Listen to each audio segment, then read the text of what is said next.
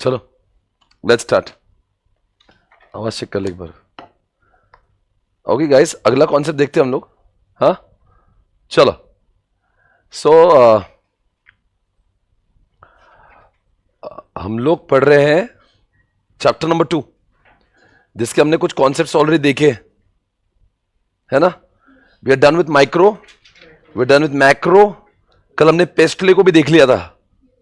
ये चैप्टर का ये जरा एक बार अब चार्ट देखिए, आपको समझ में आएगा बहुत कुछ हमने किया हुआ है इसमें। We are done with PLC, VCA, Porter, experience, value creation, PESTLE, micro, macro, और ये सब हो गया। अब देखते क्या थोड़ा हमारा बचा इस चैप्टर में, वो खत्म करते हैं। ओके, यहां पे एक सवाल पूछा है कि स्ट्रैटेजी एंड बिजनेस एनवायरनमेंट में कोई कनेक्शन है क्या, ये हम लोग करेंगे अभी पहले। उसके बाद में पेस्टले के बाद में there is one more question, internationalization, right. It is about globalization, कि ग्लोबलाइजेशन का कोई इंपैक्ट है क्या, और उसके ठीक नीचे अंडरस्टैंडिंग प्रोडक्ट एंड इंडस्ट्री, ऐसे कोई कॉन्सेप्ट है, ठीक है ना। इतना करेंगे तो चैप्टर खत्म होगा। सबसे पहले कहते हैं इंटरनेशनल, बहुत इजी है। What do mean by internationalisation, यानी कि क्या आपको लगता है कि आजकल जब मैं एसएम कर रहा हूं तो क्या उसका impact, I mean while doing this, क्या मैंने इंटरनेशनली क्या चल रहा है सोचना चाहिए। बिकॉज ऐसे बहुत सारी बिजनेसेस है जिनका धंधा चलता कैसे, इंपोर्ट एक्सपोर्ट्स है। ऐसे बहुत सारे ब्रांड है जो आप देख रहे हो इंडिया में, they are working in India only because there is a globalization. क्या आप मुझे कुछ ब्रांड बता सकते हैं जो इंडिया के नहीं पर इंडिया में है। एक काम करो, आप लिखना चालू करो, example of global companies, example of global companies, example of companies, example of global companies in India, ऐसा लिखो, example of global companies in India. यानी है तो फिरंगी पर काम करती है इंडिया में। चलो सबसे पहले बात करते हैं फूड, लिखो फूड। अब बताओ दो तीन ऐसे फूड के ब्रांड बताओ जो इंडिया में, जो इंडिया के नहीं। Food, food, McDonald's, KFC, pizza हट, डोमिनोज, ये सब क्या है, बाहर के पर इंडिया में काम कर रहे हैं। चलो लिखो मोबाइल, नेक्स्ट है mobile, Vivo, Oppo, Apple, Samsung, सब बाहर के हैं। चलो लिख दो कार, कार में लिखो Mercedes, Audi, BMW, Ferrari, Rolls Royce, Hyundai, Toyota, जो भी नाम याद आ रहा लिख दो। सिर्फ टाटा का नाम मत लिखना, महिंद्रा मत लिखना, मारुति मत लिखना।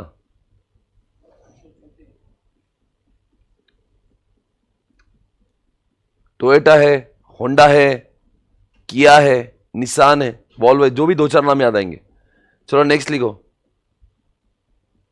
बेवरेजेस, कोका कोला, पेप्सी,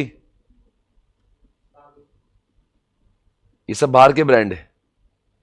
उसके बाद में अगर मैं आपसे पूछूंगा कोई कपड़ों की brand, fashion brands, fashion, Zara, Gucci, LV, जिसका भी स्पेलिंग आ रहा सब लिखो, H&M, FC UK,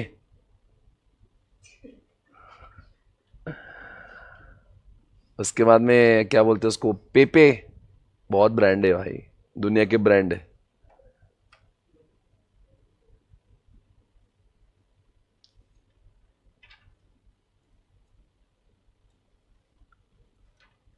social media, बस सब अपना अपना, कुछ नहीं इंडिया का। व्हाट्सएप, फेसबुक, इंस्टाग्राम, गूगल, सब उधर का है। व्हाट्सएप, फेसबुक, इंस्टाग्राम,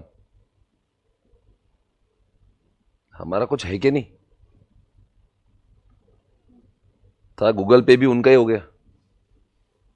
चलो आगे बढ़ते हैं। सवाल उठ रहा है कि लोग ग्लोबलाइजेशन जो कंपनीज है किसको कहेंगे global company, SPC global company क्या।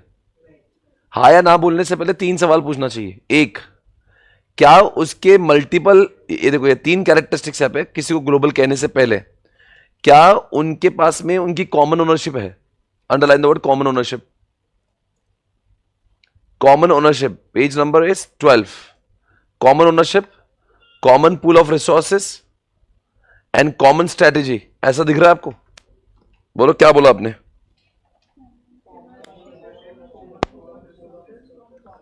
भाई एनआईएसपीसी पूरे वर्ल्ड में है तो एसपीसी तक पत्ता कट हो गया। अब सवाल उठ रहा है कि एप्पल कंपनी ग्लोबल कंपनी है क्या? क्या एप्पल कंपनी के कॉमन ओनरशिप है क्या? पूरे वर्ल्ड में जो एप्पल बिकता है वो क्या नाम से बिकता है? एप्पल है पाइनएप्पल? पूरी जगह पे एप्पल ही नाम है, पाइनएप्पल थोड़ी ना है। तो हर कंट्री में उसका कॉमन ओनरशिप है, उस कंपनी का मालिक कौन है? कंपनी का नाम क्या है? Apple INC dot Apple incorporation लिख दो। कॉमन ओनरशिप किसकी है? एप्पल आईएनसी डॉट, उसको एप्पल इनकॉर्पोरेशन बोलते हैं। Common ownership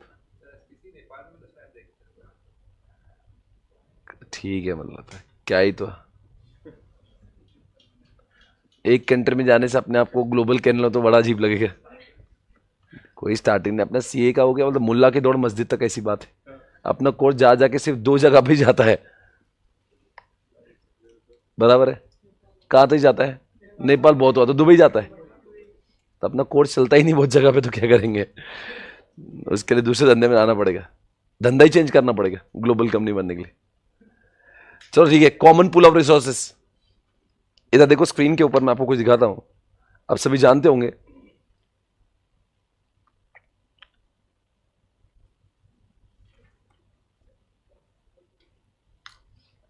common pool of resources में देखो, मैं एप्पल के पास जाता हूं, एप्पल को पूछता हूं कि तो कौन से कंट्री से बिलोंग करता है।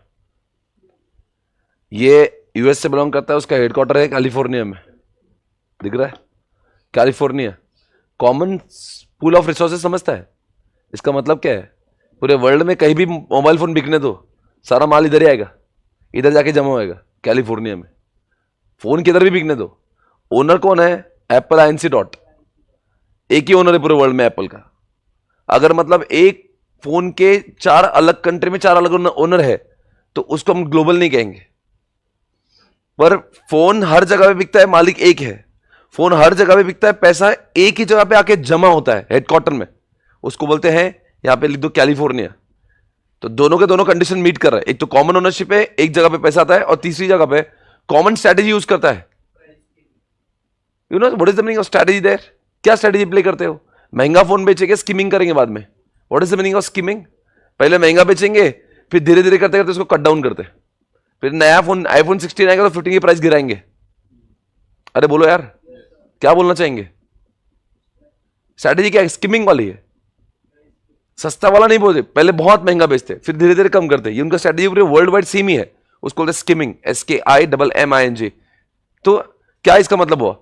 कोई भी कंपनी को ग्लोबल कंपनी तब कहा जाएगा जब उसके ओनर कॉमन, उसकी स्ट्रेटेजी कॉमन, उसके रिसोर्सेज भी common. 3 common, common resources, common ownership, common strategy. Answer over. अगला पॉइंट दोस्तों, ये देखिएगा, आखिर लोग ग्लोबलाइज आखिर कंपनी ग्लोबल क्यों बन जाती है? वाई कंपनी को ग्लोबल, आखिर कंपनीज ग्लोबल क्यों बनती है? ग्लोबलाइजेशन करते क्यों है लोग? भारत के बाहर के लोग भारत में, और भारत के लोग भारत के बाहर। ऐसा होता क्यों है? आपने देखा होगा, रिलायंस है, अडानी है, बाबा रामदेव है, इंडिया के और न जाने कितने टाटा जैसे, बजाज जैसे ब्रांड है जिनका इंडिया में भी काम चलता है, इंडिया के बाहर चलता है। तो आखिर उधर के ब्रांड भी इधर आते हैं, इधर के ब्रांड आखिर क्यों? Number 1 reason, need to grow. हर किसी को बढ़ना है भाई, ग्रो करने के लिए तो करते हैं। Example write down, Apple India में क्यों है? ग्रो करने के लिए। ग्रो का पहला एग्जाम्पल एप्पल, ग्रो के लिए लिखेंगे एप्पल, ग्रो के लिए लिखेंगे एप्पल। क्या बोलना चाहता हूं मैं भाई? एप्पल इंडिया में क्या मजाक करने आया? ग्रो करने के लिए आया। नंबर दूसरी बात, rapid shrinking of time and distance. Example लिखो अमेजॉन, फिर मैं बोलता हूं क्या बोल रहा है वो। डिस्टेंस एंड टाइम, क्या मतलब है इसका? अरे कुछ लोग जो इंडिया में आए हैं वो इसलिए इंडिया में काम कर पा रहे हैं ना, बिकॉज इंडिया में उनको एक्सेस करना पहले भले ही मुश्किल था, पर अब इंटरनेट इतना फास्ट हो गया और ट्रांसपोर्ट इतना फास्ट हो गया कि अमेजॉन भी लगता है हम लोग अपने सिटी का ही कोई वेबसाइट है। अमेजॉन से भाई क्लिक करो, अमेजॉन खुल जाता, टाइम लगता ही नहीं। रही बात डिस्टेंस, आप मांगो 3 दिन में प्रोडक्ट डिलीवर हो जाता है। अगर कोई फिरंगी प्रोडक्ट भी रहा, 3 डेज में you are able to get the product. क्या मतलब है इसका? अगर सोचो ट्रांसपोर्ट इतना फास्ट नहीं होता, सोचो इंटरनेट इतना फास्ट नहीं होता, तो अमेजॉन इंडिया में नहीं होता। अमेजॉन इंडिया में आने का क्वेश्चन क्या पूछा है, लोग ग्लोबलाइजेशन क्यों कर रहे हैं? बिकॉज टाइम और डिस्टेंस आजकल बहुत कम हो गया। ऐसा लगता पूरा वर्ल्ड ही इंडिया है, किधर जाना तो आप बहुत से बहुत 10-15 घंटे में 20 घंटे में आप पहुंच जाते पूरे वर्ल्ड में। ऐसा कौन सा बड़ा काम है? डिस्टेंस ऐसा लगने लगा बहुत नैरो हो गया। टाइम क्यों कम लग रहा है? इंटरनेट। वेबसाइट पे जाना है ना, दुकान पे जाने से पहले भी अमेजॉन खुल जाता है। मेरे तिलक रोड पे कोई दुकान है, वहां जाना आसान है कि अमेजॉन खोलना आसान है? वही तो हो रहा ना, टाइम कम लग रहा। तो ये हो गया बात। Next, what is the next point? The competition present domestically में, डोमेस्टिक को अंडरलाइन करो।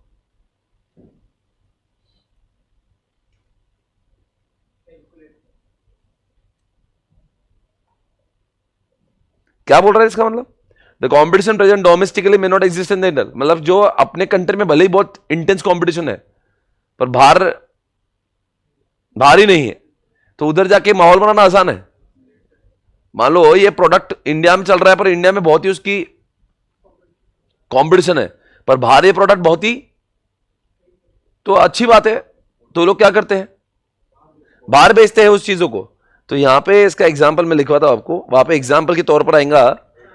बहुत सारे ऐसे प्रोडक्ट है जो जो जो जो जो जो जो जो बिकते हैं जापान में।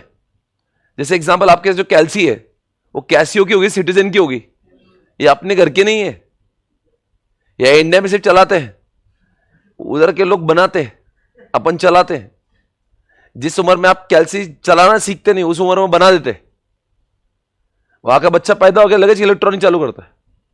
उधर खेती वेती नहीं है, उधर इलेक्ट्रॉनिक का जमाना है पूरा। तो क्या करते हैं, जब अपने होम कंट्री में, अब उधर कैल्सी बहुत है तो उधर के लोग किसको बेचेंगे? तो बोले चलो कंपटीशन इंडिया में तो कोई नहीं है, चलो इंडिया में चेप के आते। पाकिस्तान में तो बिल्कुल नहीं है, पर वहां पे कैल्सी कौन चलाएगा वैसे? ठीक है। तो सवाल ये उठ रहा है मित्रों, हमारे उधर उधर उनको बहुत कंपटीशन है, उधर के कैसियो है, उधर का सिटीजन है, उधर कंपटीशन बहुत है। पर एक काम करते ना, फिर आपस में अंदर लड़ने के बदले काम करो, चलो इंडिया में तो वैसे भी कोई नहीं है, ठोक दो इंडिया को। तो फिर इसलिए बहुत सारे प्रोडक्ट, इसलिए डाइकिन एसी आपने सुना, Daikin, Honda cars, Daikin AC, फुजी films वो कैमरा, ये सारे के सारे जापान के प्रोडक्ट है, जापानीज है। Daikin Japan, Honda Japan, फुजी film Japan, Casio Japan, citizen Japan, ये सब उधर के क्या नाम ले रहे हैं आप? ये आई थिंक टोयोटा भी उधर का ही ना। तो ये सब उधर के है, वो इंडिया में क्यों आ रहे हैं? बिकॉज उधर सारे के सारे लोग इलेक्ट्रॉनिक बना रहे हैं, तो कौन बाय करेगा भाई? तो एक काम करो, तो वहां चलो जहां पे कोई इलेक्ट्रॉनिक बनाता ही नहीं, इसलिए वो आए। अपने होम कंट्री में, डोमेस्टिक कंट्री में इतना स्कोप नहीं, चलो बाहर। तो एग्जाम्पल लिखो जापानीज ब्रांड्स, एग्जाम्पल लिख दो 2-3 जो भी आपको लगता हो, कैसियो, टोयोटा, सिटीजन। चलो आगे बोल रहे, लोग इंडिया में इसीलिए आते हैं क्योंकि इंडिया में सस्ता लेबर मिलता है। Example write down, IBM। Example write down, आपने कभी उस कंपनी का नाम सुना होगा, एक्सेंचर। ये सब IT कंपनीज है। सर वो इंडिया में क्यों आती है? अरे फोकट में इंजीनियर मिलते हैं इंडिया में। एक साल में जितने चार्टर्ड अकाउंटेंट पूरी जिंदगी में बने ना, उससे 10 गुना इंजीनियर एक साल में प्रोड्यूस होते। 40-40, 30-30 लाख इंजीनियर एक साल निकलते हैं। इतने कॉलेजेस है महाराष्ट्र में, निकलते हैं 2-5 लाख। तो कितने कॉलेज है पुणे के अंदर इंजीनियर के, भर भर के इंजीनियर्स बनते हैं। अपने CA तो पूरे मिला के 3.5 लाख, वहां तो 30-40 लाख तो यूं इंजीनियर्स निकल जाते। वो बात और IIT वगैरह बहुत कम रहते, पर जो बाकी इंजीनियर्स तो बहुत है ना। तो वो क्या बोल रहे हैं, इधर इंडिया में फोकट के भाव में इंजीनियर मिलते हैं, 30,000-40,000 रुपए में इंजीनियर मिल जाता है। वही यूके में, US में बहुत महंगे है। तो वो इंडिया में क्यों आ रहे हैं? उनको इंडिया का इंजीनियर बहुत ही सस्ते भाव में मिलता है। तो सवाल उठ रहा है कि भाई इंडिया में लोग आते क्यों हैं? सस्ता लेबर पाने के लिए। Next point, transportation cost. कल ही मैंने आपको मर्सिडीज का वीडियो दिखाया था, लिखो एक बार Mercedes, reduce high transportation cost, या लिखो स्कोडा, ऑडी। सर क्या बोलना चाहते हैं इनके बारे में? अरे कुछ लोग क्या करते हैं, इंडिया में इसलिए गाड़ियां बनाते हैं क्योंकि इंडिया में ही बेचना है, तो बनाएंगे भी इंडिया में। नहीं समझा? इधर सुनो, क्या होता पहले जमाने में मालूम है? अरे पहले क्या था मालूम है? पहले वो था, गाड़ी उधर बनती थी ऑडी, और बेचना इंडिया में, तो बना के इंपोर्ट करते थे। और अपना इंडिया में बहुत सारा उन्होंने इंपोर्ट ड्यूटी चार्ज करना रख दिए। तो एक काम करते हैं, बनाते भी इंडिया में, बेचते भी इंडिया में। अभी स्कोडा ऑडी की फैक्ट्री औरंगाबाद में, मर्सिडीज की फैक्ट्री जो है पुणे के अंदर है। तो इसका मतलब क्या, क्यों आ रहे हैं इंडिया में? Because they want to reduce transportation cost, नहीं तो बेचना इंडिया में है ना, तो उधर बना के क्यों इंडिया में, तो बनाओ इधर, बेचो इधर। Next point, generate higher sell. Hi hi hi, क्या बोला है, बोल रहे इंडिया में आए क्यों, अरे लोग इंडिया में आते क्यों, अपना क्या बढ़ाने के लिए। एग्जाम्पल देखो, मैकडोनल्ड्स 10-10 लाख बर्गर खिलाता है इंडिया लोग रोज, 10-10 लाख वड़ा पाव बेचता है एक एक दिन में। तो समझता नहीं, लोग हौले के जैसे जाते हो मैकडी में, बर्गर खाएंगे, मैकवेजी खाएंगे, वो क्या खाते, फ्रेंच फ्राइज खाते, कितना प्रोडक्ट बिकता है भैया, तुम मैकडी को अंडरस्टैंड मत करना, हौलों के जैसे खाते लोग उसमें कितने। और अपने इधर से भी कम फेमस होगा, मैं साउथ इंडिया में गया था बहुत बार, हैदराबाद में, उधर पीपल आर क्रेजी, ऐसा ऐसा लगता फ्री में मिल रहा है वहां पे। तो इनके पास पॉपुलेशन ही कम है तो खाने वाले कम है। यूएस में कितने किलो खाएंगे बर्गर, अपने इंडिया में 150 करोड़ है। Still counting. सही बोले, हायर सेल्स है ना। एग्जांपल लिखो, मैकडोनल्ड्स, अरे मैकडोनल्ड्स की बात करें, पर जितने भी ब्रांड इंडिया में आ रहे, ये तो करने आ रहे, मतलब let it be any brand, KFC क्यों आ रहा है इंडिया में, सेल बढ़ाने के लिए, सैमसंग क्यों आ रहा है, सिंग रहा है, वीवो क्यों आ रहा है, मतलब हर कोई ब्रांड आता ही इंडिया में अपना सेल, क्योंकि इंडिया में 150 करोड़ लोग हैं खाने के लिए। आगे क्या लिखा है बोलो, the trend is underline the word privatisation, underline the word privatisation. Sir क्या प्राइवेटाइजेशन का मतलब है, अरे इंडिया में प्राइवेटाइजेशन चालू हुआ इससे तो ग्लोबलाइजेशन आया। एग्जाम्पल मैं बताता हूं, पहले बैंक सिर्फ एसबीआई थी, फिर बोला बैंक में प्राइवेटाइजेशन हो जाता, फिर वो स्टैंडर्ड चार्टर्ड आ गया, सिटी बैंक आ गया, बैंक ऑफ अमेरिका, सब इंडिया में आ गए। पहले इंश्योरेंस सिर्फ एलआईसी का था, एलआईसी मतलब गवर्नमेंट का था, प्राइवेट नहीं था। जैसे प्राइवेटाइजेशन चालू हुआ, अब देखते बहुत सारे foreign insurance company India, max वगैरह कुछ आपने सुना होगा, मैक्स, बिरला, सन लाइफ, तो सन लाइफ बाहर का है, बिरला इंडिया, दोनों का मर्जर है। हाँ, ऐसे लोम्बार्ड, लोम्बार्ड, तो ये सब बाहर के इंश्योरेंस वाली कंपनी जो इंडिया में आई। एग्जांपल लिखो, वोडाफोन, टेलीकॉम पहले सिर्फ बीएसएनएल का था, जैसे प्राइवेटाइजेशन हुआ तो वोडाफोन पहले, मैं भी आता हूं इंडिया में, तो वोडाफोन फिरंगी ब्रांड है। तो क्या हुआ, प्राइवेटाइजेशन की वजह से भी तो बहुत लोग इंडिया में आए। नेक्स्ट पॉइंट, स्ट्रैटेजिक अलायंस करने के लिए लोग आए इंडिया में। अरे अलायंस का एग्जांपल स्टारबक्स, स्टारबक्स इंडिया में क्यों आए, अलायंस करने के वास्ते आए, लिखो स्टारबक्स।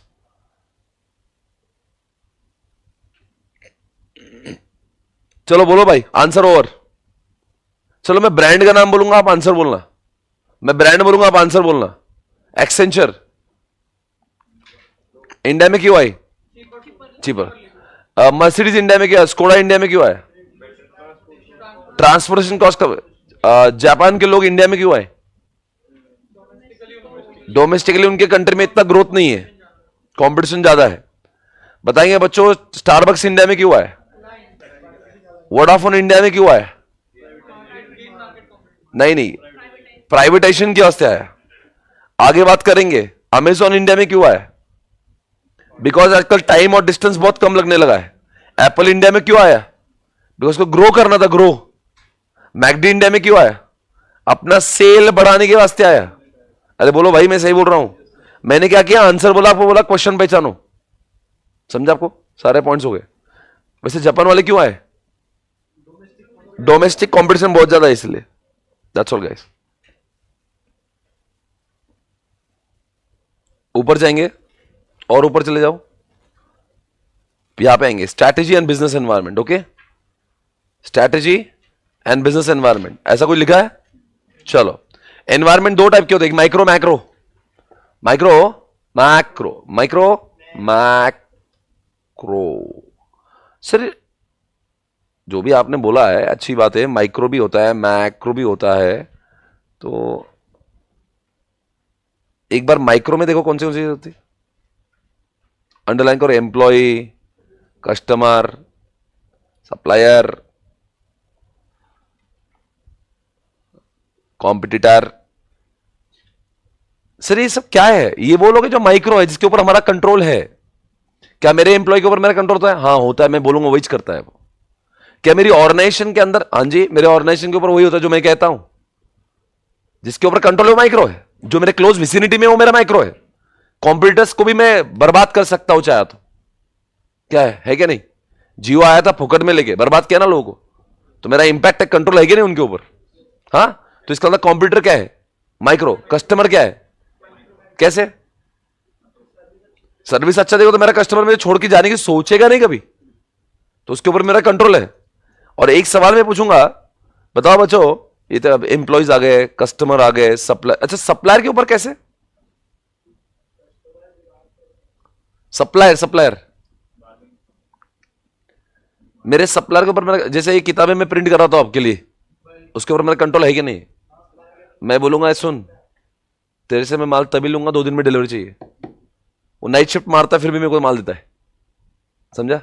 ये जो किताबें हम लोग आपको देते हैं, तो कभी कभी हमको बहुत जल्दी चाहिए रहती, तो हम फोन लगा दे, फिर कभी भी बहुत बल्क क्वांटिटी देंगे तो उसको बार्गेनिंग भी करते हैं, और वो सुनता भी है। मेरा सप्लायर मेरा सुनता है भाई, ऐसे मत देखो, सुनता है मेरी वो।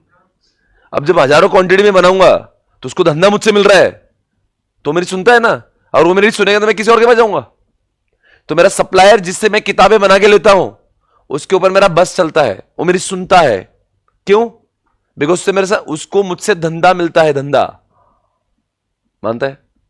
मारुति का, मारुति है, ये टाटा है, एमआरएफ उनका सप्लायर है टायर का। सुनता होगा एमआरएफ, क्या झगड़ा करता होगा? झगड़ा करेगा तो वो बोलेगा ठीक है, फिर हम लोग ब्रिजस्टोन से ले लेंगे एमआरएफ का तेल लगाने, अपोलो टायर ले लेंगे। तो टायर तो बहुत सारी कंपनी है ना, तेरा क्या है इतना? तो सप्लायरों कैसा, उनके भी बहुत कॉम्पिटिटर्स होते हैं, तो इसलिए सप्लायर हमारी सुनते हैं। तो supplier technology, population, government policy, ये हमारे बस के बाहर है। गवर्नमेंट क्या क्या सुनेगा मेरी? गडकरी को बोल देंगे कल से काम करो, ये सब बंद कर दो पुणे में पेट्रोल व्हीकल, सुनता मेरी? मोदी जी को मैंने लेटर लेगा, कल से जीएसटी बंद कर दो यार, बहुत हो गया, अब मैं जमरा नहीं। अच्छा, सुनते मेरी? पर मेरा सप्लायर मेरी सुनता है, क्योंकि उसको मालूम मैं चला जाऊंगा। तो ये सब है। तो इसमें एक इसका टेक्निक है कॉस्मिक। कॉस्मिक, सुनो ना, C for customer, O for organisation, S for supplier, M for M for M for M for क्या है यार? आई फॉर, सी फॉर, हाँ, एम फॉर आई, एक मिनट देख लेते हैं।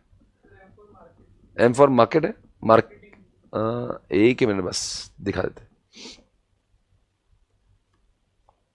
ये अपने बुक का नहीं है, मैंने कॉस्मिक माइक्रो,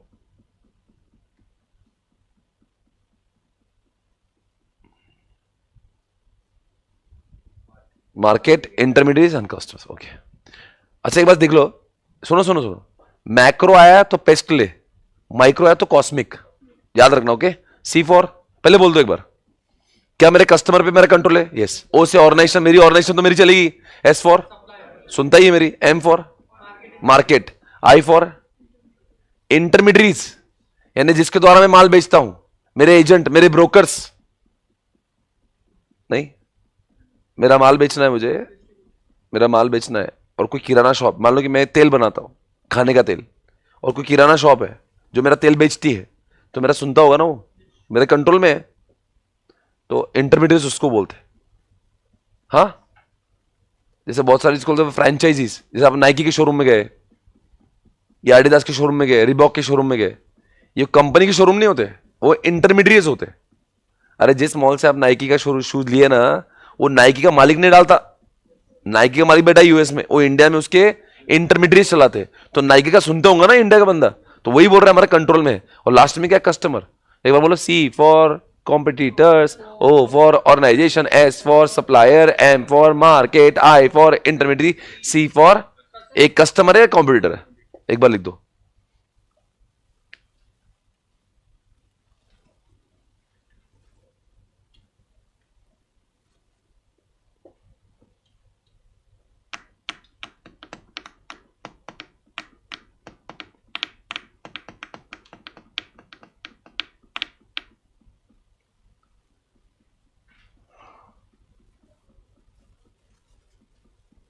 कॉस्मिक याद रहेगा। C for customer, O for organisation, S for supplier, M for market, I for intermediate, C for, एक तो कस्टमर होगा, एक कॉम्पिटिटर होगा। चलो आगे बढ़े, बोलो भैया, कम ऑन एवरीवन, हाँ आगे बोलो। तो माइक्रो मैक्रो आपका हो गया। सवाल अब क्या पूछा है, ये जो माइक्रो और ये जो मैक्रो को यूज करना चाहिए क्या स्ट्रैटेजी बनाने के लिए? स्ट्रैटेजी पहले बनेगी या एनवायरनमेंट को पहले जानेंगे? अरे एनवायरनमेंट को जानूंगा ना भाई, क्या चल रहा है मार्केट में, मेरा कंप्यूटर क्या कर रहा है, पहले मैं बना दूंगा इसी कार, और मेरे कंप्यूटर ने उससे अच्छी मॉडल आई होंगी, तो मैं तो पहले दिन आउटडेटेड हो गया। अरे अगर मैं गूगल हूं और मैं बाड़ नाम का कोई प्रोडक्ट बना रहा हूं एआई का, तो मुझे देखना पड़ेगा चैट जीपीटी में क्या चल रहा है। समझ आ रहा है? यानी कि जब मैं कभी भी स्ट्रैटेजी बनाऊंगा, बिजनेस एनवायरनमेंट यानी माइक्रो और मैक्रो दोनों के बारे में हमेशा मैंने कंटिन्यूसली सर्वेलेंस करना चाहिए, जानना चाहिए कि दुनिया में क्या चल रहा है, कॉम्पिटिटर्स क्या कर रहे हैं, कस्टमर क्या डिमांड कर रहा है, टेक्नोलॉजी कैसे आ रही है, अरे ग्लोबलाइजेशन में क्या हो रहा है। समझ आ रहा है क्या? See, I can not run the business in isolation, I have to consider them, I have to respect them, because मैं उनके से चलता हूं। मेरे इंटरमीडिएट्स क्या सोच रहे हैं, मेरे कस्टमर क्या चाह रहे हैं, सप्लायर का क्या चल रहा है, कॉम्पिटिटर क्या कर रहा है, गवर्नमेंट क्या पॉलिसी ला रही है, अरे डेमोग्राफिक किधर जा रहा है, सोशल कल्चरल क्या हो रहा है, इन सब के बारे में सोचूंगा, फिर तो स्ट्रैटेजी बनाऊंगा। फैशन चल रही जींस में रिब्ड की, आप बना रहे बूट कट की, तो कैसे चलेगी? तो मुझे जानना पड़ेगा ना दुनिया में चल क्या रहा है, उसके हिसाब से टेक्नोलॉजी जो चल रही है। आजकल कार में आईओटी आ रहा है और मैं आईओटी नहीं ला रहा, तो मैं तो आउटडेटेड बन गया। आजकल बाजार में एसयूवी चल रहा है, मैं बना रहा हूं हैचबैक, तो नहीं चलेगा। तो मुझे पता होना चाहिए इस जमाने में क्या चल रहा है। समझ आ रहा है मैं क्या बोल रहा हूं? आजकल क्या चल रहा है समझो, लोग क्या करते हैं, वो करते हैं स्टोरीज डालते हैं, इंस्टा पे पोस्ट डालते हैं, ये लोगों का शौक है, रील बनाना, स्टोरी डालना, इसलिए अच्छे कैमरा की डिमांड आएगी, इसलिए अच्छे कैमरा वाले फोन चलेंगे, तो इसलिए अच्छे कैमरा लाना पड़ेगा मोबाइल में। तो आपको पता तो चलना चाहिए क्या चल रहा है। तो इसीलिए बोल रहा है, देखो यहां business environment refers to all the external factor influences situation that in some way affect what. अरे अगर बिजनेस के भाई बिजनेस कंडीशन पे अफेक्ट तो होता ही ना। Organisation success is determined by its a business environment and even more from its relationship with it. कभी कभी ऐसा होता है कि आपका प्रोडक्ट ऐसा बन जाता है, there is no product and market fix. Product आया कुछ और मार्केट चाह रहा, इतना एब्सोल्युटली फ्लॉप हो जाता। फ्लॉप कब होता है ऐसे? जब दुनिया चाहती कुछ और है और आप बनाते कुछ और। उसको बोलते प्रोडक्ट और मार्केट मिक्स नहीं है। प्रोडक्ट और मार्केट का मिक्स जब होता है ना, कि आपका प्रोडक्ट ही ऐसे होता है जो मार्केट को चाहिए, तब जाके वो प्रोडक्ट बाजार में चलता है। बट अगर मान लीजिए प्रोडक्ट कुछ और बना है, मार्केट कुछ और चाहती थी, तो आपके प्रोडक्ट को बहुत वाहवा नहीं मिलेगी। इसलिए तो कई बार प्रोडक्ट आते हैं मार्केट से, ओ दे बिकम व्हाट, आउटडेटेड। ऐसा होता है कभी? अरे कभी होता है ऐसे? कभी कभी कोई चीज चलती ही नहीं बाजार में। बहुत सारी कारें आती है, बहुत सारे मोबाइल फोन आते हैं, बहुत सारी मूवीज आती है बॉलीवुड की, आती चले जाती। क्यों होता है ऐसे? बिकॉज में वो कंटेंट नहीं है। कौन सा कंटेंट नहीं? जो पब्लिक जिससे आकर्षित हो सके। समझ आ रहा है मैं क्या बोल रहा हूं? उसको वही तो बोल रहा है, इसलिए आपने सुनना चाहिए। Strategic management is involve in the choosing long term direction relation to this resources and opportunity. तो हम लोग जब भी कोई काम करेंगे, एनवायरनमेंट को सोचेंगे, और एनवायरनमेंट को सोचने से आपको बेनिफिट मिलता है। सबसे पहला देखो 5 बेनिफिट मिलते हैं। नंबर 1, आपको डिटरमाइन अपॉर्चुनिटीज एंड थ्रेट। आपको एनवायरनमेंट को स्कैन करने से आपको कभी कभी कुछ चीजें अपॉर्चुनिटी के माध्यम से मिल जाती है। अरे यार ऐसा चल रहा है, ये तो अपने को आता है, मैं बनाऊं क्या? ट्रेंड बाजार में कुछ चल रहा है और अपन ने, अरे ये तो अपन कर सकते हैं, ये तो आसान है, ये कर लेंगे अपना इससे। तो then you get to know opportunity, sometimes you get to know about threats also, कि भाई क्या चल रहा है बाजार में। हो सकता है ऐसी चीज चल रही जो आपके लिए खतरनाक साबित हो सकती है। जैसे मैं एसपीसी देख रहा हूं, आजकल मैं देख रहा हूं कि चलो मान लो कोई ऐसा कोर्स है, चलो मान लो लोग एक्सेल सीखना पसंद कर रहे हैं। एक्सेल मुझे मालूम चला ऐसे, तो मैं क्या करूंगा? अरे वाह एक्सेल सीख रहे, चलो एक काम करता हूं, मैं सीए के बच्चों को एक्सेल भी सिखाऊंगा, अदर देन सीए को भी एक्सेल सिखाऊंगा। तो मैंने एक्सेल की क्लासेस चालू कर दी, तो क्या फायदा हुआ मेरा? I got an opportunity. पर मैं एनवायरमेंट को देखता ही नहीं, तो I would not have found this opportunity. समझ आ रहा है? बोलो भाई। एक प्रोडक्ट निकाला था एप्पल ने, एप्पल एयरपॉड। वो कानों में लगाते हैं और उसको केबल नहीं होता, केबललेस, अरे एयरफोन, एयरपॉड, नाम उसका क्या, एयरपॉड था किसी का ऐसा पहले? बाजार में थे सब, पर वो ऐसे केबल वाले थे, और थे भी तो ब्लूटूथ वाले थे, पर ऐसा सेक्सीनेस नहीं था उसमें। उसको समझ गया लोगों को थोड़ा सा ग्लैमर चाहिए, उसने बराबर ढूंढा और लाया लॉन्च करके। हजारों करोड़ का प्रॉफिट हुआ है उसको एयरपोर्ट को लॉन्च करके। वो इतने सा आता है एयरपोर्ट, 12-15 हजार का, 25 का भी आता है। ओए होए, डिटरमिन अपॉर्चुनिटी लिखो, एप्पल एयरपोर्ट। आप एनवायरमेंट को स्कैन नहीं हो तो आपको कैसे मिलेगा क्या अपॉर्चुनिटी है? और कभी कभी अपॉर्चुनिटी थ्रेड भी होते हैं।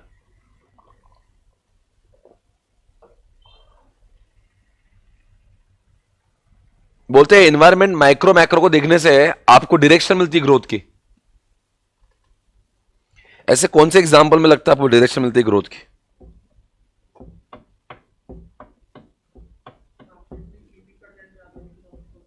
आजकल लक्षद्वीप का ट्रेंड चल रहा है, टाटा को समझ में है, अपनी भी ताज खोल दो, ग्रोथ हो गया, गिव डायरेक्शन फॉर ग्रोथ। और टाटा अगर न्यूज पढ़ता ही नहीं तो टाटा बोलता ही नहीं। टाटा ने एनवायरमेंट को स्कैन किया, ओ क्या ट्रेंड चल रहा है सोशल मीडिया पे, अच्छा लक्षद्वीप ट्रेंडिंग में, डाल दो एक होटल वहां पे, ग्रोथ। नेक्स्ट, कंटिन्यूस लर्निंग, आप सीखते हो बहुत, update their knowledge, understanding, skill to meet the predicted changes. ये क्या बोल रहे हैं प्रेडिक्टेड चेंजेस? मतलब आप सीखते हो कि अभी क्या चल रहा है, क्या आने वाला है। अभी बाजार में एआई आने वाला है, और मैं अगर आईटी कंपनी हूं या मैं कोई भी इलेक्ट्रॉनिक प्रोडक्ट में हूं, मोबाइल में हूं, तो हैव टू मेक श्योर मैं एआई घुसेड़ रहा हूं प्रोडक्ट में। अगर मैं कार में हूं तो एआई डालना है, मोबाइल में तो एआई डालना है, इलेक्ट्रॉनिक में तो एआई डालना है। तो आने वाले समय में 1-2 साल बाद बहुत एआई मई जिंदगी हो जाएगी सब जगह पे। तो क्या हो जाएगा फिर? अगर मेरा प्रोडक्ट, अगर मैं इलेक्ट्रॉनिक में हूं तो मुझे सोचना पड़ेगा कि भाई फिर एआई वाले बंदे रखना पड़ेगा, मुझे हायर करना पड़ेगा, वरना मेरा प्रोडक्ट कभी कंपीट नहीं कर पाएगा। तो कंटिन्यूसली लर्निंग होती है, देखो ना आपको, you get knowledge, understanding, skill to meet the predicted changes. तो ये प्रेडिक्टेड चेंज, अगर आप एनवायरमेंट को इग्नोर करोगे तो आने वाले फ्यूचर में क्या चेंज आने आपको पता ही नहीं चलेगा। एग्जाम्पल लिखो, एआई। Number 4, image building.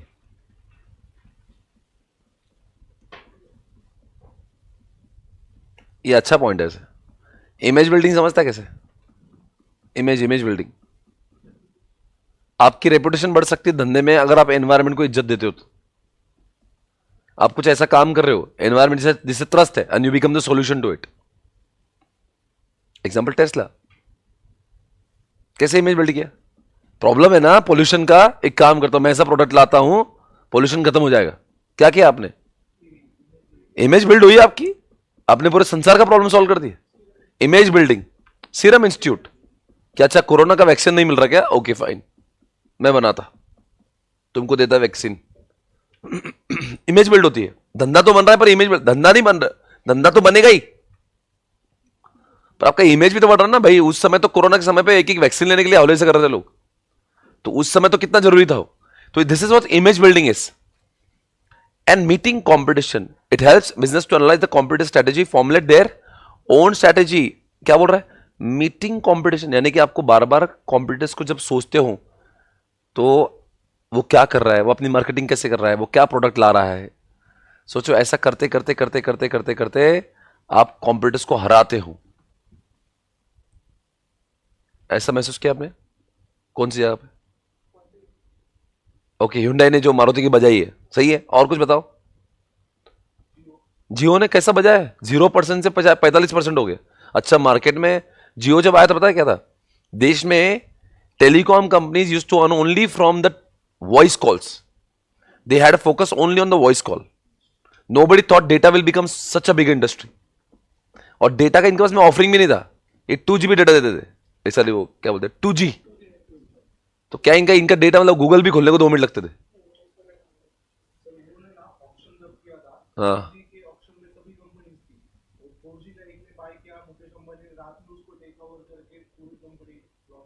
वो है ना उसका नाम ही जियो था पहले। जिसने बाय किया था ना वो 4G स्पेक्ट्रम, स्पेक्ट्रम जो था वो उसका नाम ही जियो था, तो उसने उससे उठाया उसको। एक्चुअली उसका नहीं था पहले, उसने किससे उठाया, फिर उसके बाद में 4G वो सब जगह पे जीत गया। नहीं कुड लॉन्च, बट मैं आपको बता रहा हूं इसके कि जियो ने जब लाया तो तब उसको समझ में अच्छा ऐसा है क्या, बाजार में सब हौले लोग बैठे, इनको पता ही नहीं क्या चल रहा है, और इसके बेटे बेटी जो है ना बाहर से सीख के आए हुए, तो इसको पता था उधर क्या ट्रेंड चल रहा है। तो बोले पापा ये डेटा लेके आओ तुम इंडिया में, उधर तो लोग पूरे दिन भर मोबाइल पे रहते, डेटा डेटा करते रहते। बोले इंडिया में तो खुलता ही नहीं बेटा। बोले पापा वही करो फिर, खोल दो, बहुत कुछ खुल जाएगा।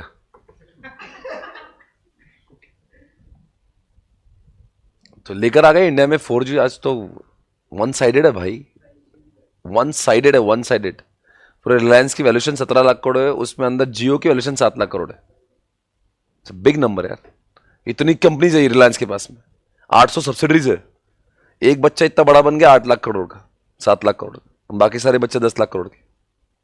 तो सोचो कितनी बड़ी उपलब्धि है उसके लिए। अगर वो एनवायरमेंट को स्कैन नहीं करता तो you would not have launch this kind of product. Come on, तो क्या लाया प्रोडक्ट? जियो लिख दो, जियो। जियो अपने आप में बहुत बड़ा इंस्पिरेशन है भाई। 7 साल के अंदर दुनिया बनाई उसने। 2016 में आया था जियो, 2023 में नंबर 1 बन गया। और इससे फास्ट ग्रोइंग कौन सी कंपनी होती है? इतना ग्रोथ सोचो ना, 43%, मतलब अभी इससे एयरटेल से भी आगे हो, तो इट्स अ बिग नंबर। तो वही बोल रहा है, meeting competition. I hope you understand guys. Come on, बोलो भाई क्या बोल रहे हैं? एनवायरमेंट को स्कैन करने से 5 चीजें होती है। नंबर 1, आपको अपॉर्चुनिटी थ्रेट समझ में आती है। आपको क्या मिलता है? नंबर 2, डायरेक्शन मिलता है कि किस दिशा में जाना है, डायरेक्शन फॉर ग्रोथ। एग्जांपल मैंने लक्षद्वीप दिया था। अपॉर्चुनिटी का एग्जांपल कौन सा दिया था? Apple AirPods. कंटिन्यूस लर्निंग में आपको एग्जांपल दिया। आपको एआई समझ में आ रहा है, अच्छा एआई आ रहा है तो चलो मैं अपने प्रोडक्ट में एआई लेके आऊंगा। नंबर 4, इमेज बिल्डिंग, आप टेस्ला हो, सीरम हो, और लास्ट में Jio. Okay fine guys, understood this. क्या पढ़ा हमने अभी? Strategy and business environment. फिर माइक्रो मैक्रो हमारा हो गया, फिर पेस्टले हो गया, फिर हमारा इंटरनेशनलाइजेशन हो गया, अंडरस्टैंड प्रोडक्ट एंड इंडस्ट्री। वो ठीक है, उसमें कुछ वो एग्जामिनेशन ओरिएंटेड क्वेश्चन नहीं है। पीएलसी हो गया, वीसीए हो गया, पोर्टर बचा है ना? है मजा आएगा। पोर्टर सुनो, माइकल पोर्टर बहुत अच्छा कॉन्सेप्ट है। माइकल पोर्टर एक ऐसा इंसान है जो जीवित होकर भी इसके थेरीज आज किताबों में। Michael porter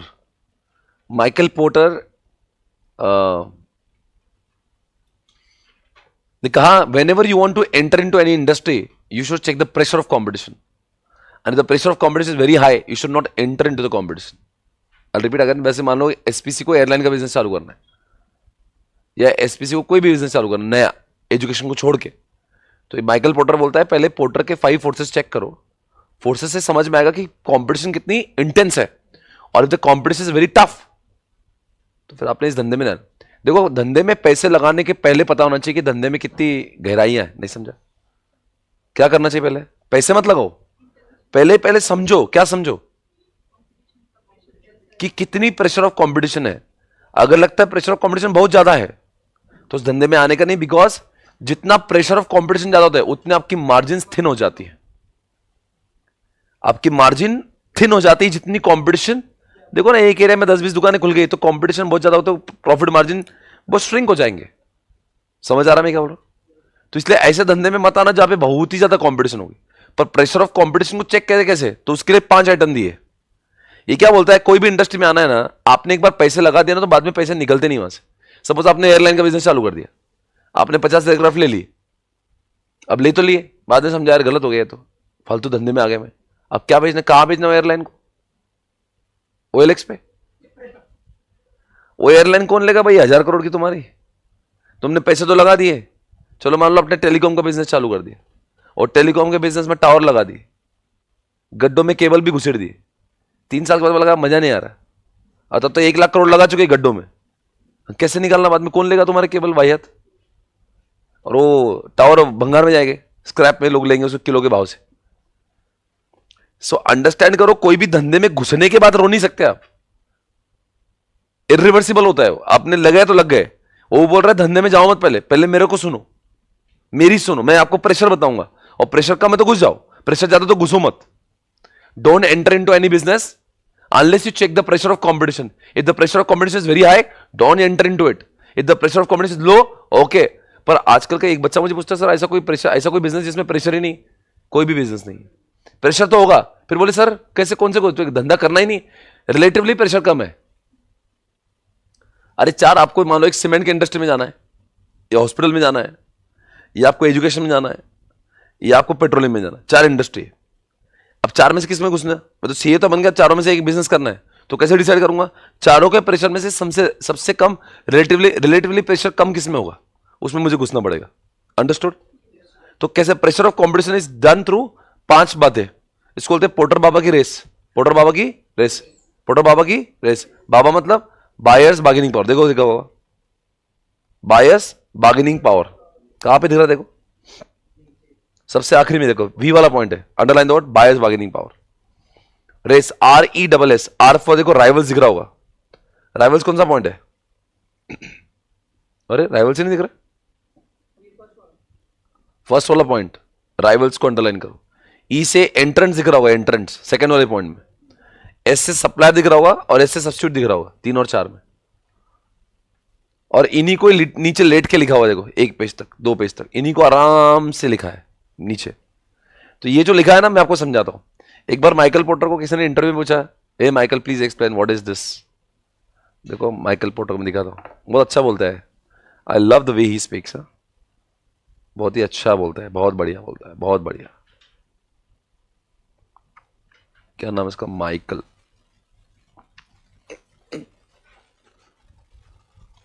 interview 5 forces. देखो माइकल पोर्टर खुद बताएगा क्या चल रहा है। ये माइकल पोर्टर। और माइकल पोर्टर, इसने जो मुझे ऑक्स केबल दिया है क्या?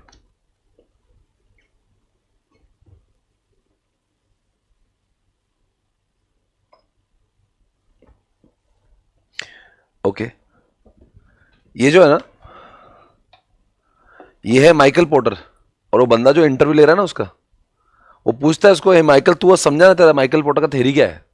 उसको खुद को ही पूछ रहे हो।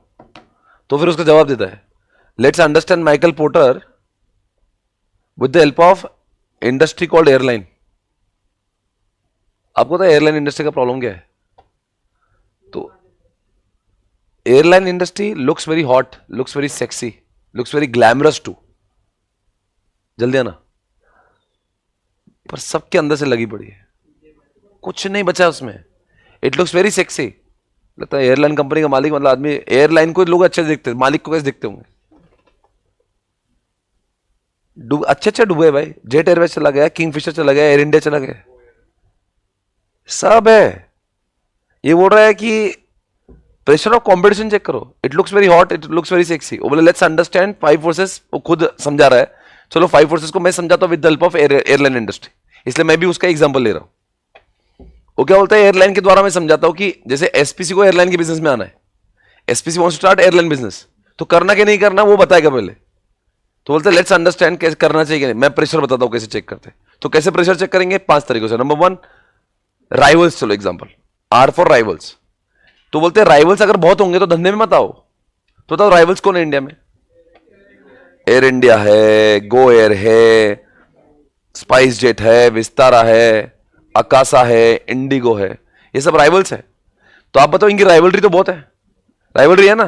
तो जितने राइवल्स ज्यादा, जितना राइवल्स ज्यादा, आगे बोलो, जितने राइवल्स ज्यादा उतनी कंपटीशन ज्यादा। तो आप बताओ उतनी मार्जिन प्रॉफिट की कम। यानी ये बात फेवरेबल क्या अनफेवरेबल है? अनफेवरेबल है। तो ये बात कहता है माइकल पोर्टर की, इसलिए धंधा नहीं करना चाहिए। एक पॉइंट की सुनो तो, लिखो, आप चालू करो। हेडिंग दो 5 फोर्सेस, हेडिंग दो 5 फोर्सेस, हेडिंग दो 5 फोर्सेस, कम ऑन।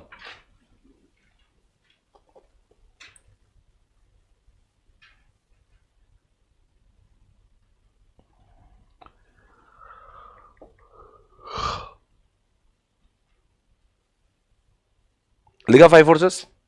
और लिखो let's understand 5 forces with the help of air, let's understand 5 forces with the help of airline industry.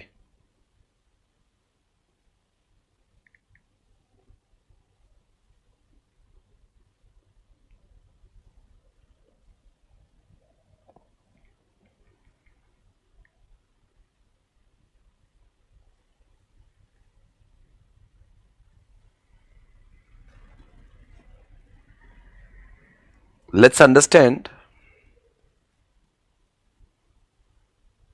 बोलो क्या, with the help of airline industry, right? समझ गया? तो उसको हम लोग देखते हैं, एक मिनट।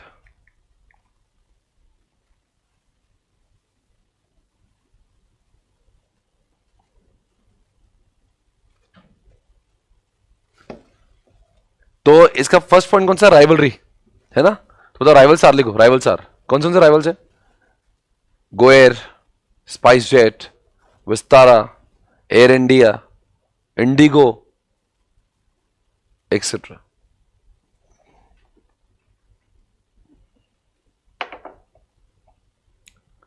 और लिखो more rivals is equal to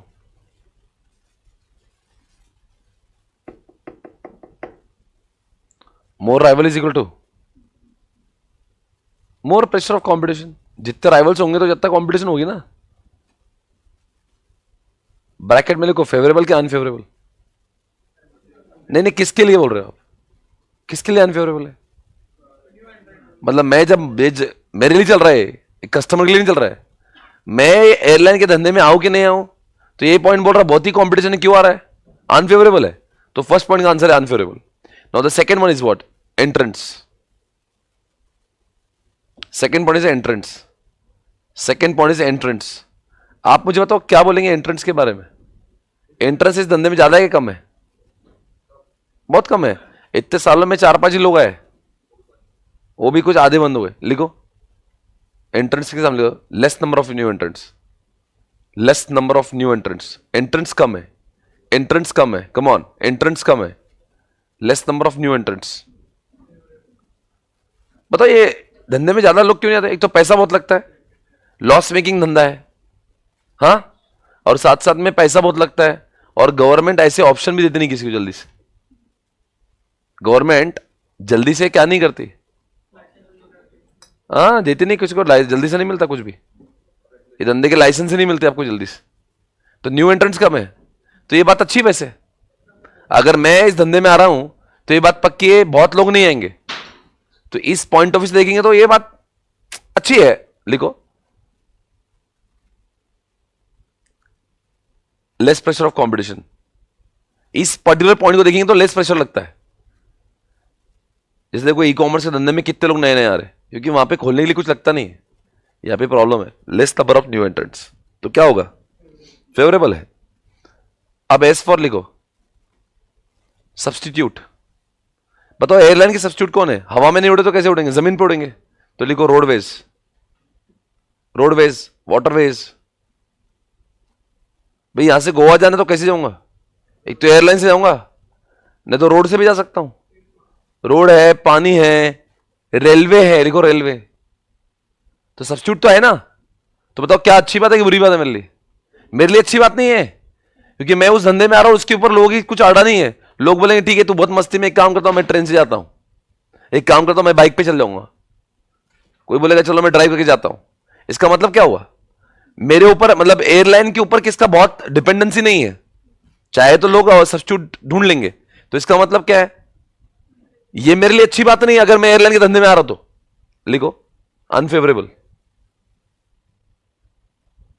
next point substitute.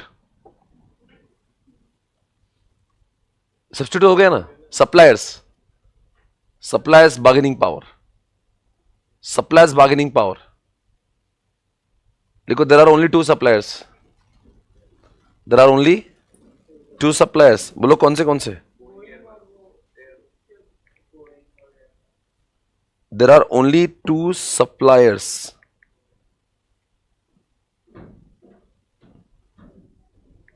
Boeing,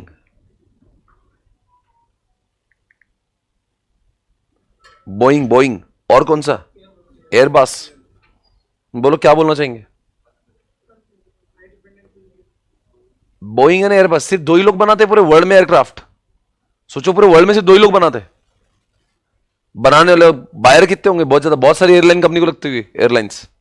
तो इसका मतलब क्या हुआ?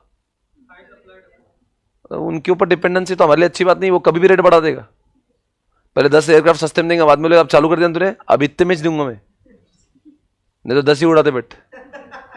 हम बाद में कल चेक बोले भैया थोड़ा टायर खराब हो गया, पंक्चर नहीं निकालता, वो ऊपर उड़ रहा था, थोड़ा सा प्रॉब्लम आ रहा है, थोड़ा ठीक कर, इतने रख पहले, क्योंकि जब कम सप्लायर होंगे तो उसको मालूम है कि जाएगा नहीं, तो हमारे ऊपर प्रेशर बहुत होगा इसका, लिखो हाई प्रेशर, अनफेवरेबल है हमारे लिए।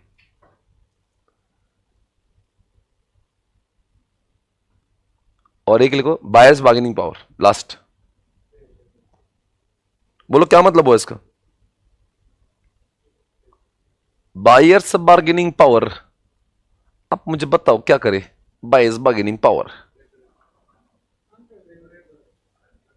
बताओ बायर की चलती होगी कि नहीं, जब मैं एयरलाइन की टिकट बुक करने बैठता हूं तो एक्चुअल में अपनी चलती है, क्यों, यहां से दिल्ली जाना है, अच्छा विस्तारा में, इंडिगो में भी है, गो एयर का भी है, एयर इंडिया का भी है, तो हम वो उठाते जो सबसे सस्ता है, तो इसे चलती किसकी है, बायर की, तो बायर का पावर बहुत ज्यादा है, एयरलाइन की नहीं चलती, बायर अपने हिसाब से, बायर को कोई मतलब नहीं है, वो वही उड़ेगा जहां पे सबसे सस्ता होगा, तो हमेशा प्रेशर किसके ऊपर रहता है, अच्छा परफॉर्म करने का, टाइम पे लाने का, सस्ता करने का, पूरा एयरलाइन पे प्रेशर रहता है, लिखो high bargaining power of buyers, high bargaining power of buyers, high bargaining power of buyers, अब बोलो आगे क्या लिखेंगे, high pressure, hence high pressure, hence high pressure of competition, conclusion क्या है, फेवरेबल है अनफेवरेबल है, ये भी अनफेवरेबल है हमारे लिए। अच्छा वो किसके पॉइंट ऑफ व्यू से पढ़ रहे हो केस स्टडी आप, जिसको एयरलाइन चालू करना है, आप अगर ग्राहक के लिए तो अच्छा है ये, ग्राहक बोले बहुत भाई अच्छा है, तुम लड़ते बैठो मेरी चल रही, मैं तुम ग्राहक के पॉइंट ऑफ व्यू थोड़ी ना पूछ रहा हूं एक क्वेश्चन, ये तो आपको इंडस्ट्री में आना है इसलिए चल रहा है। ओवरऑल कंक्लूजन दो, after considering all above 5 points, बोलो क्या लिखेंगे, after considering all above 5 points, बोलो क्या लिखेंगे, after considering all above 5 points, बोलो क्या, कितने फेवरेबल, एक फेवरेबल, कितने unfavourable, 4 unfavourable, it is advisable not to enter,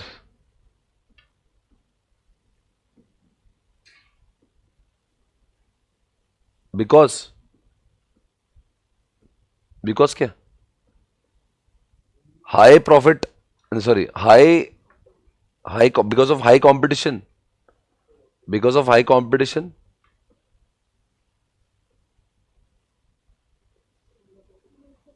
और जाहिर सी बात है हाई प्रॉफिट, हाई अगर कंपटीशन होगा तो प्रॉफिट मार्जिन श्रिंक हो जाएगा।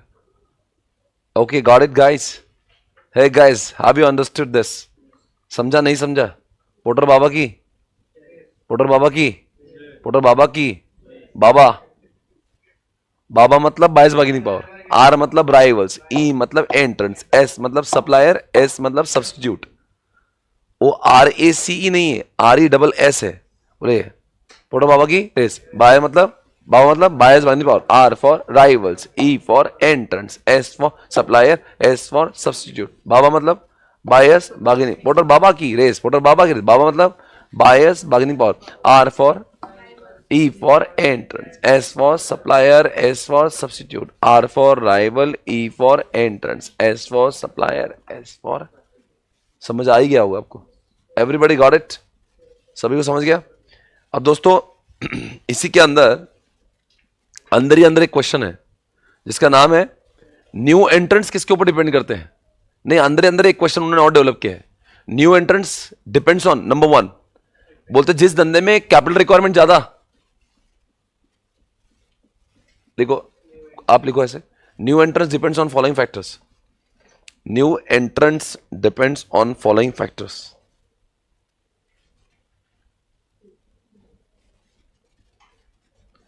New entrance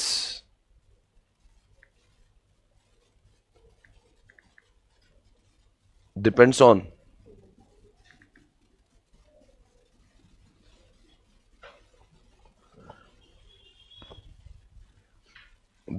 following factors, number 1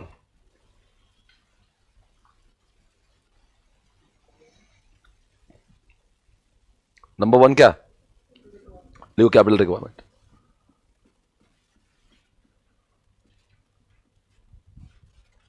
लिखो हाई कैपिटल रिक्वायरमेंट होगा तो क्या होगा? लिखो high capital requirement like airlines, comma telecom. Telecom डालने के लिए जियो को 1.5 लाख करोड़ लगे, इससे 2-3 लोग ही आए होता अब तक। इतने पैसे कौन डालेगा? एक एयरक्राफ्ट खरीदने के लिए 1,000 करोड़ लगते, कौन लाएगा भाई पैसे इतने? आपको समझ आ रहा है क्या क्वेश्चन है? जिस धंधे में कैपिटल ज्यादा लगेगा उतने कम लोग आएंगे। दूसरे point, economies of scale. Example लिखो, हीरो होंडा बजाज।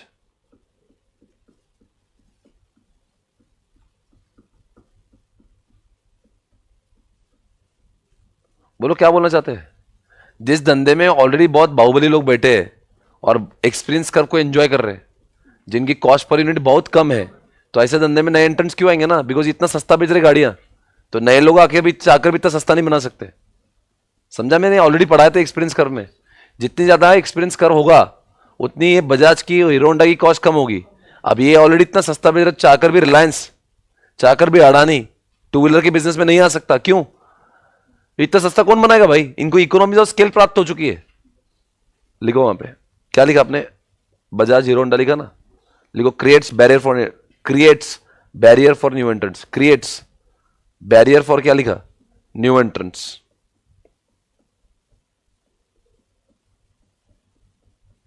क्वेश्चन क्या पूछा? न्यू एंट्रेंट से आपको थ्रेट है क्या नहीं है? सी वाला पॉइंट लिखो डिफरेंशिएशन। एग्जांपल लिखो एप्पल। सी वाला करो डिफरेंशिएशन, एग्जांपल लिखो एप्पल। बताओ कोई प्रोडक्ट डिफरेंट है, यूनिक है कुछ, तो उसको नए लोगों से डर क्यों नहीं है? अरे एप्पल के आसपास कई लोग आए कई गए, कहीं विपो आए, कहीं वीवो आए, ओप्पो आए, एमआई आया, सैमसंग आया, क्या फर्क पड़ता है उसको? एप्पल की चाल चलते रहता है, उसका सेल होते रहता, बिकॉज उसके अंदर कोई डर किसको? जिसके अंदर कुछ अलग नहीं है, उसको कोई भी डर नहीं जिसके पास में कुछ। जैसे एग्जांपल को रॉयल एनफील्ड, कितनी बाइक आ रही कितनी जा रही, क्या फर्क पड़ता है? रॉयल एनफील्ड में कुछ अलग बात है, तो लोग वहीं जाने ही वाले, उनको नए एंट्रेंट से डर नहीं है। लिखो नेक्स्ट, स्विचिंग कॉस्ट।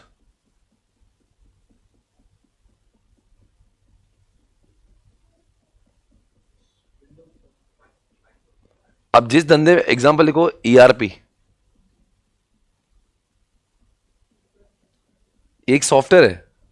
अगर मान लो ऑलरेडी अपने एसएपी का सॉफ्टवेयर लिया, 10 करोड़ लगा दिए उसमें, अभी कोई बोल रहा मेरा नया सॉफ्टवेयर ले लो, हम वो अच्छा भी तो नहीं लेंगे। क्यों? इसमें ऑलरेडी इतना इन्वेस्ट डाल दिया, कौन जाएगा वापस को? 5 करोड़ कौन खर्च करेगा? जिस धंधे में ए से बी पे जाने के लिए बहुत पैसा लगता ना, तो कोई ए को छोड़ेगा नहीं। एक बार किसी ऑर्गेनाइजेशन ने ईआरपी लगा दिया ना, वो कभी और किसी का हो नहीं सकता, बिकॉज ये spend so much, you already training दे चुका है सॉफ्टवेयर की। ये ऐसा मोबाइल के सिम कार्ड जैसा नहीं है, एयरटेल पसंद है सिम कार्ड फेंक दो, लगा दिया जियो, वहां पे स्विचिंग कॉस्ट 0 है। बल्कि एयरटेल से जियो पे जाएंगे तो वो आपको 100-200 का फोकट रिचार्ज देगा। जिस धंधे में स्विचिंग कॉस्ट नहीं होती, वहां पे लोग तुरंत स्विच मार सकते हैं, वहां पे न्यू एंट्रेंट का डर भी होगा। ये जो ईआरपी जैसे सॉफ्टवेयर जिसको ऑलरेडी बहुत पैसा लगा चुके हैं, मेरे ऑर्गेनाइजेशन अगर ईआरपी लगा चुका है, तो मुझे नए नए लोगों से कोई कितने में भी दे दे तो मैं उसका ईआरपी नहीं लूंगा। इसलिए ईआरपी कंपनी को न्यू एंट्रेंट से डर नहीं है, क्योंकि उसको मालूम है नए लोग इसको लेंगे नहीं। क्यों नहीं लेंगे?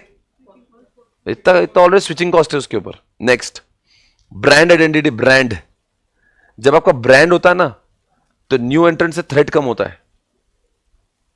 देखो Ray-Ban goggles, Ray-Ban goggle, sunglasses, क्या बोल रहा होता? अरे कई गॉगल की कंपनी आई, कई गई, आज भी रेबैन का एविएटर चलता है। आप गॉगल बोलो तो रेबैन को कोई इग्नोर नहीं कर सकता। मानते हो इस बात को? रेबैन है भैया, ब्रांड है उसका, जो उसका ब्रांड बन गया। एग्जांपल लिखो दूसरा एग्जांपल लिखो,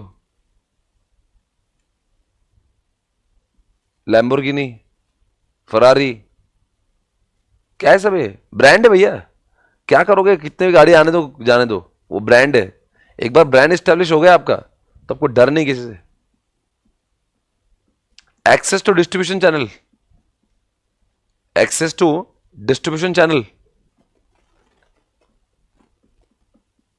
एग्जांपल लिखो एचयूएल, हिंदुस्तान यूनिलीवर। दूसरा कॉमा करो पार्ले जी। सर दोनों का एग्जांपल क्यों दिया? ऐसा कोई गांव में कोई गांव नहीं है भारत का जहां पे पार्ले जी नहीं बिकता हो? ऐसा कोई गांव नहीं भारत का जहां पे लक्स लाइफ बॉय नहीं बिकती हो। क्या बोलना चाहते हो आप इस बारे में? जिसका ऑलरेडी भारतीय कोपचे कोपचे तक डिस्ट्रीब्यूशन चालू है, तो नए लोगों से घंटा गिनता वो। नए लोग आ भी गए तो क्या क्या उखाड़ लेगा एचयूएल का? अरे एचयूएल गांव के गांव में कोपचे में बिकता है, जहां पे 10 घर का भी गांव होगा ना, वहां भी छोटे टपरी पे भी बिकता है। इसका मतलब उनका फैला हुआ व्यापार है। तो कोई नया आके क्या बाल बागा कर लेगा इनका? कोई नया आ भी जाए तो कितने स्टेट में कॉम्पीट करेगा? इनका ये बहुत अंदर तक पहुंचे, डीप उनका नेटवर्क है। नहीं समझ आ रहा है? जिन्होंने नेटवर्क पर बहुत हावी हो चुके हैं, हर गांव में उनका प्रोडक्ट बिक रहा है, तो नया प्रोडक्ट आके कहां कहां तक कॉम्पीट करेगा यार? भारत इतना बड़ा है। तो ऐसे लोगों को डर नहीं है। किसको डर नहीं है?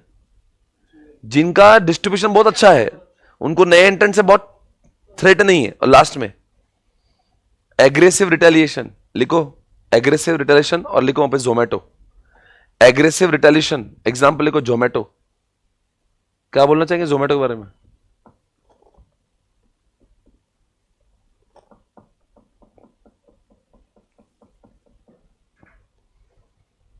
कुछ लोग बोलते हैं ना, नंगे से खुदा डरे।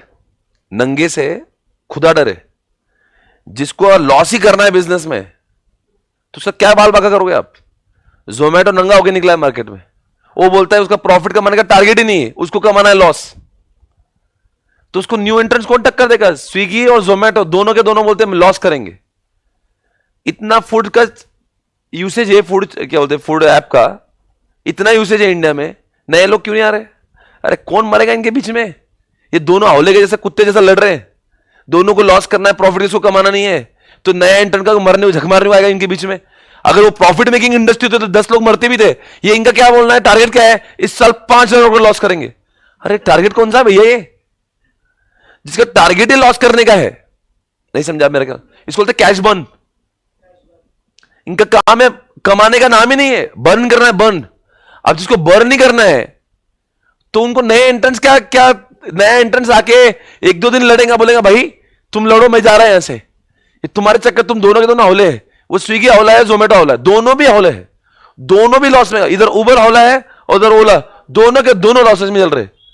कौन आएगा नया इनके बीच में? बोले इंडिया इतना बड़ा है, आप भी कोई भी ऐप बनाने को 5 दिन लगेंगे, ओला का ऐप बनाने को, इन्फोसिस बना के रख देगा ऐप। पर इनके ये दोनों के दोनों हौले से कुत्ते से लड़ रहे हैं। वो उबर लॉस में जा रहा है, ओला लॉस में जा रहा है। कौन काय को आएगा? जब कोई इंसान, समझे क्या, एग्रेसिवली अपने आप को क्या बोलता है, वो इमोशनल पॉइंट है, उसको फाइनेंशियल पॉइंट नहीं है, बस मैं सबको बर्बाद करके रख दूंगा। तो ऐसे लोग कौन बोले जान दे हेड़ा है, इसको कौन चक्कर में जाएंगे? लड़ेंगे किससे? आप किससे लड़ोगे? जो समझदार है। ये समझदारी का नाम ही नहीं, ये इनको लॉस ही लॉस करना है। तो वो बोलते हैं ऐसे लोगों को न्यू एंट्रेंट से डर नहीं है, क्योंकि ये मरने को तैयार है, ये मरने को निकले हैं। तो लिखो, ये देखो, थ्रेट ऑफ एग्रेसिव लिखा है, can deter entry by other forms into an existing. बराबर है। अगर ऐसे लोग हैं तो बाकी लोग क्यों आएंगे इनके बीच में घुसने को? तो न्यू एंट्रेंट्स की कितने पॉइंट्स है? 7 पॉइंट्स है। बताओ, कैपिटल जिसके धंधे में ज्यादा लगती है तो उसके धंधे में नए एंट्रेंट्स नहीं आएंगे। इकोनॉमी ऑफ स्केल बजाज को ज्यादा है, तो ऐसे लोग, ऐसे इंडस्ट्री में जल्दी से नए लोग। प्रोडक्ट डिफरेंशिएशन एप्पल का है, तो नए एंट्रेंट से डर लगता, और आ भी जाए तो भी उनको फर्क पड़ता। स्विचिंग कॉस्ट ईआरपी का बहुत ज्यादा है, इसलिए ईआरपी को नए नए थ्रेट से, नए नए एंट्रेंट से डर नहीं है। ब्रांड आइडेंटिटी रेबैन गॉगल ने बनाई है, तो नए गॉगल कितने आ रहे उससे फर्क नहीं पड़ता, बिकॉज उसका ब्रांड है।